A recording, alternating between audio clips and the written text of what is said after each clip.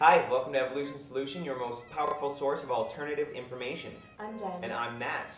In this episode, we'll be taking a look at the Parkland Institute's 13th annual fall conference entitled Crisis and Opportunity.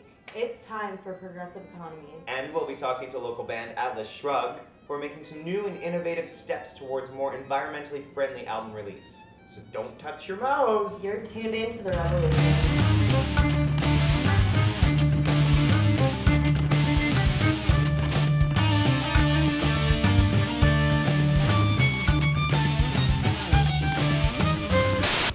Each fall, the Parkland Institute hosts a series of innovative conferences.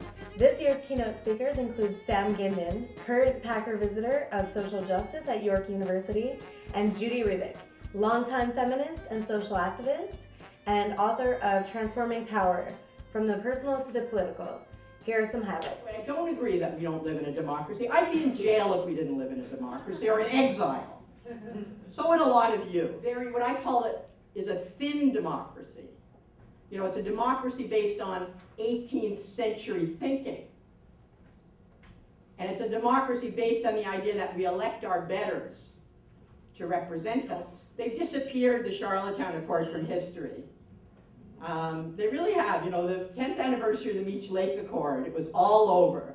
The 10th anniversary of the Charlottetown Accord, despite the fact that it was the only national referendum in my lifetime, it was disappeared. Why was it disappeared?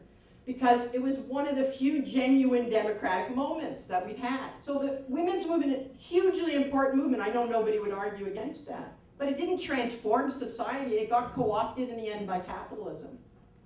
So that, you know, I have this horrible experience at Ryerson of the most active women's group today at Ryerson is in the business school. And their main focus is getting more CEOs and executives be women. Makes me feel bad. And most of us have failed to understand the profound way in which colonialism has structured our country and continues to structure our country. I didn't understand it until I went to Latin America and I heard it from indigenous people in Latin America and intellectuals in Latin America.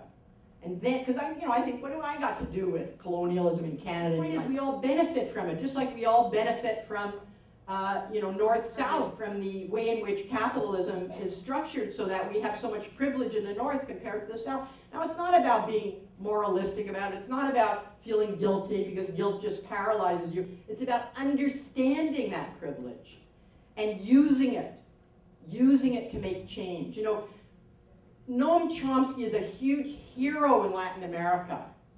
And you know why that is? It's not just because he's smart and all that and anti-capitalist. It's because he puts his privilege on the line every day to speak truth to power. And that's what every one of us should be doing. Every one of us. And there, you know, what Derek said about, oh, I better not do this because I'm going to lose my job, or I better not do this because, you know, people say to me, how come you speak out? Why do you have the courage to speak out? I said, what are they going to do to me? They're not going to put me in jail. What are they going to do to me?